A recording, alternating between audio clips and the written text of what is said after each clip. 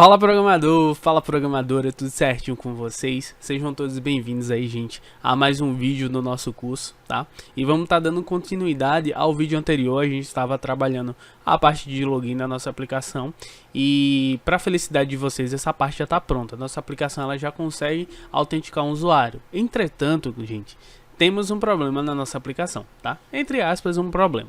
O que acontece? Eu tenho aqui no meu application.yml uma declaração da JPA lá no Hibernate, tá? Que toda vez que a aplicação subir, ele vai criar o banco, tá? Então o que acontece? Quando eu subo a aplicação, eu posso já ter um banco com tabelas e dados. E aí o que acontece? Ele vai lá e recria o banco, tá? E eu não tenho dados na minha aplicação. E isso é ruim porque eu não consigo me autenticar. Vocês sabem que se a gente botar o update, os dados vão continuar lá, tá? Mas eu vou continuar trabalhando aqui dessa forma, mesmo com o DDL Create, tá? O que a gente vai fazer nessa aula? Toda vez que a nossa aplicação subir, ele vai recriar o banco, né? E aí a gente vai injetar informações no nosso banco, tá? E embora ele recrie, no tempo de execução, quando ele está recriando, ele já está injetando. A nossa aplicação já está inserindo um técnico lá, tá? Para a gente fazer isso, a princípio, vamos lá no nosso técnico, no model, tá? A gente vai abrir o model. Vamos começar criando um construtor. O construtor sem parâmetros, basta você dar um public técnico, abre e fecha parênteses e abre e fecha chaves, tá? Isso daqui é o construtor vazio, sem parâmetros. E a gente vai criar um construtor agora com parâmetros. Botão direito, vamos na opção Source Action. Por que eu não vou criar na mão? Porque já tem um gerador aqui de construtores, né? Então vamos criar aqui o construtor da superclasse, que é a classe pessoa, tá? Vamos clicar em OK e OK novamente. Então já tem aqui um construtor criado para o nosso técnico, tá? Em seguida, vamos lá no nosso service e vamos criar uma classe chamada injectDB, tá? .java. Essa classe, ela vai ser uma classe de serviço, ok? Então vou ter aqui um @service.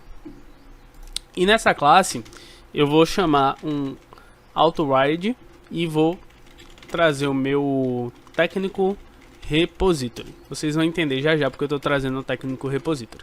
Vamos criar um método public void injectDB que vai injetar dados no nosso banco de dados, tá? E aí eu vou ter um técnico, vou chamar lá do meu model, técnico 1. Recebe o que? O new técnico. Só que aí eu vou trazer o new técnico com o construtor de parâmetros, tá?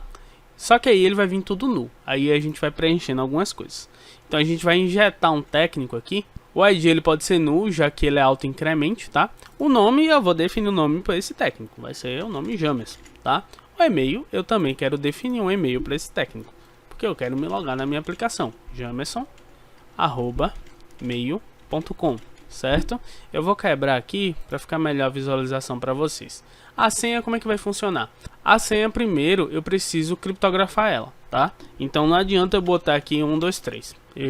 A gente tem um bcrypt lá no banco que basicamente quando a gente envia um dado, ele vai lá e criptografa, gera o hash daquela senha, tá? E o que acontece? Eu preciso mandar essa senha com hash, porque quando a gente for fazer login, autenticar, ele vai autenticar com bcrypt, né? Já que a gente viu isso nas aulas anteriores, a gente vem aqui, ó, na nossa classe de configuração, tem aqui o new bcrypt password encoder.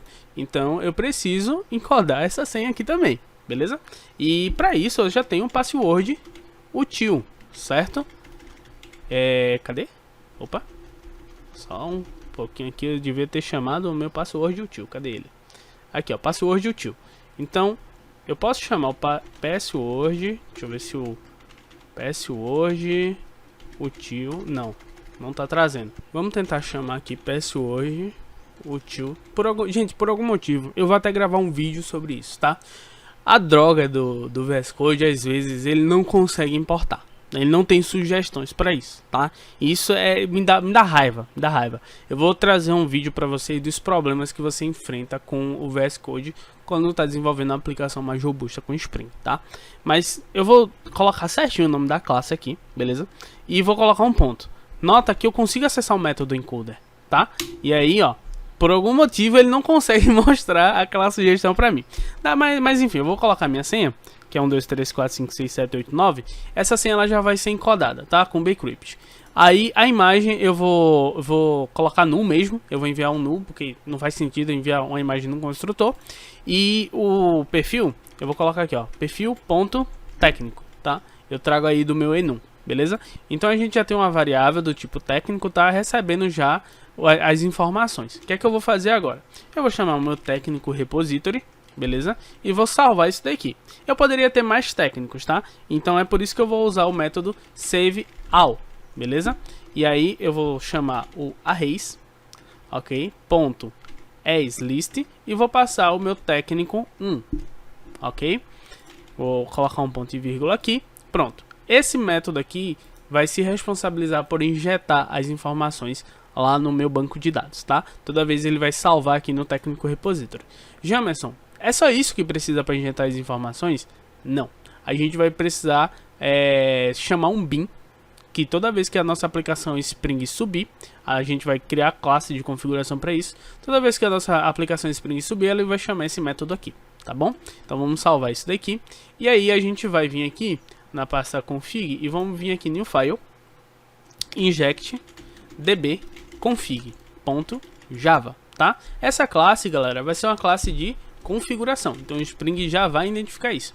Ó, isso aqui é uma classe de configuração. Daí a gente vai ter um atributo private do tipo string, que eu vou chamar o nome de value mesmo, tá? A gente também vai precisar do nosso service. Então para isso @autoarid, ok? E vamos vir aqui em private e vamos chamar inject db, ok? E inject db, beleza, já tem o nosso service injetado. Depois o que é que a gente vai precisar? A gente vai precisar usar a anotação @value. Essa anotação eu consigo injetar valores em propriedades de componentes do Spring. Como assim propriedades de componentes do Spring? No nosso properties, cadê? Não é properties, tá? É YAML, mas poderia ser um properties. Aqui a gente tem propriedades do Spring, tá? Então eu consigo, através do value, injetar valores nessas propriedades ou capturar valores, beleza? Então o que é que eu vou fazer? Aqui eu vou abrir parênteses na nossa annotation, vou colocar aspas, cifrão e vou colocar chaves, tá? Eu vou querer capturar a informação que refere-se ao Spring.jpa.hibernate-ddl. Antes da gente continuar, deixa eu verificar se isso daqui realmente tá certo. Eu vou vir aqui no meu application YAML, que ele tá aqui do lado. Ah, não tá não. Tá certo não, gente. É hibernate.ddl alto, tá? Eu sabia que estava esquecendo de alguma coisa. Então eu tenho aqui um ponto. E aí a gente tem ddl alto, beleza? Então essa daqui é a minha chave da minha propriedade. Então eu passo pelo Spring, eu vou pro JPA, eu vou pro Hibernate e vou pro ddl alto para saber qual que é o tipo. Agora, pessoal, eu vou fazer um método, certo? Do tipo boolean, boolean, que vai se chamar inject db infos, tá? Injetando informações do banco de dados. Esse método eu vou ter um if, beleza? E aí eu vou chamar a nossa variável value e o método .equals, ok? E vou colocar o create. Então eu vou verificar se o valor dessa variável aqui é create. Se for create, então eu vou chamar o this.injectDB. E o meu método que eu criei lá, tá? InjectDB. Beleza. Se esse valor for create, ele chama o método do nosso service. O método do nosso service, ele basicamente instancia um técnico, tá? Cria o técnico e o repository vai lá e salva o técnico no banco. Agora, se esse valor aqui da nossa propriedade do Hibernate não for create, for qualquer coisa diferente, eu vou dar um return false, beleza?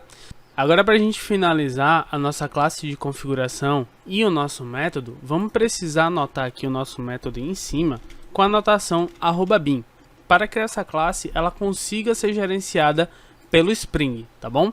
Então eu vou salvar minha classe e agora eu vou subir o projeto para a gente poder testar se está injetando as informações no nosso banco, tá bom? Então eu vou vir aqui e vou startar o nosso projeto. Vamos esperar subir e vamos aproveitar também, galera, para ver o log e ver se esse técnico aqui, ó, ele tá sendo inserido no nosso banco, tá bom? Ó, nossa aplicação quebrou, mas vamos entender o porquê, tá? Ele deu erro ao criar o injectdb config. Ó, gente, aparentemente ele deu erro aqui, ó, no nosso valor aqui da nossa variável, mas foi porque, ó, eu não coloquei DDL, eu coloquei DLL. Então vou colocar aqui, ó, DDL, vou salvar isso daqui e vou subir novamente a nossa aplicação, tá? Vamos ver se agora vai vir tudo ok. Tá subindo, ó, dessa vez subiu, tá? E agora nossa aplicação startou. Vamos ver aqui, ó, inserir um técnico na nossa aplicação. Então eu já tenho um técnico para me logar na aplicação, tá? E o técnico basicamente é o jamerson@mail.com. Vou copiar esse e-mail aqui, beleza? E eu vou testar agora se o nosso login tá funcionando, tá? Então vamos abrir aqui o nosso localhost 2.8080, tá? A gente vai cair na página de login. Eu vou colocar o e-mail e vou colocar a senha 1234567889. Vou clicar em logar e a gente não conseguiu logar. Vê que coisa legal. Vamos ver se aconteceu algum erro. Não aconteceu, tá? Então vamos ver aqui no nosso HTML se tá tudo certo aqui. Vamos vir aqui em login. Vamos dar uma olhada aqui. A gente tem, cadê o nosso form? Aqui, ó. Nosso problema tá aqui. Por quê? Eu não coloquei o método de informações que vão ser enviadas, tá? O método tem que ser post, beleza? E aqui eu tenho que colocar um th:2.action igual @ e aí eu coloco /login, tá bom? Isso daqui vocês já conhecem, certo? Isso daqui vem do TimeLeaf. Então eu tenho esse método aqui lá no Spring Security, que é o método de login.